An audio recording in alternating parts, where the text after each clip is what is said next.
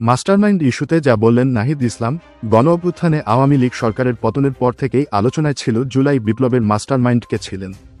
সম্প্রতি বিশ্বমঞ্চে মাহফুজ আলমকে জুলাই বিপ্লবের মাস্টারমাইন্ড হিসেবে পরিচয় করিয়ে দেন অন্তর্বর্তী সরকারের প্রধান উপদেষ্টা অধ্যাপক ড মুহাম্মদ ইউনূস।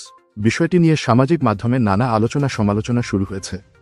তবে বৈষম্যবিরোধী ছাত্র আন্দোলনের অন্যতম সমন্বয়ক তথ্য ও সম্প্রচার উপদেষ্টা মোহাম্মদ নাহিদ ইসলাম মাস্টারমাইন্ড শব্দটির সঙ্গে একমত নন বলে জানিয়েছেন। নিউ ইয়র্কের স্থানীয় সময় গতকাল বৃহস্পতিবার ঠিকানা টিভির প্রধান সম্পাদক খালেদ মুহিউদ্দিনের মুখোমুখি হয়ে তিনি এ কথা জানান। নাহিদ ইসলাম বলেন, যে আন্দোলনে আওয়ামী লীগ সরকারের পতন হয়েছে তাতে কোনো একক নেতৃত্ব ছিল না, সাধারণ মানুষ একে এগিয়ে নিয়ে গেছে।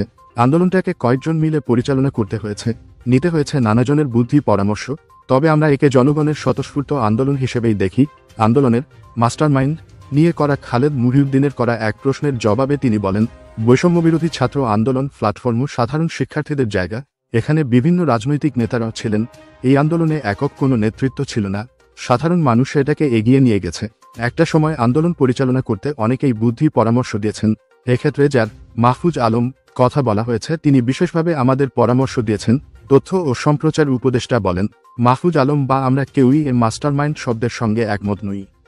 মাননীয় প্রধান উপদেষ্টা শব্দটাকে হয়তো ভালোবেসে ব্যবহার করেছেন।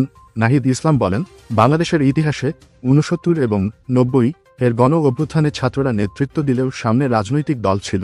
আন্দোলনের পর তারা ক্ষমতা নেয়। এবারের আন্দোলনে কোনো রাজনৈতিক দল সামনে ছিল না। ৫ আগস্টের পরে দায়িত্বটা আমাদের ওপর এসে পড়েছে, যার জন্য আমরা প্রস্তুত ছিলাম না।